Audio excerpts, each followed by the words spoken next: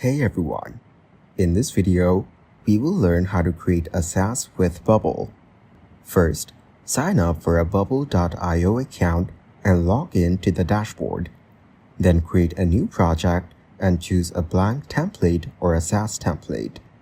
Now plan your app structure, database, user flows, subscription models. Design the UI by dragging and dropping Bubble's visual components. Then, set up your database for users, payments, and app-specific data. Use Bubble workflows to automate app logic like sign-up, login, and actions. Next, integrate payments easily using Bubble plugins like Stripe for subscriptions. Test your Saas app thoroughly on Bubble's preview mode. Deploy live once ready and connect a custom domain for launch. Thanks for watching. Don't forget to like and subscribe to see more content like this.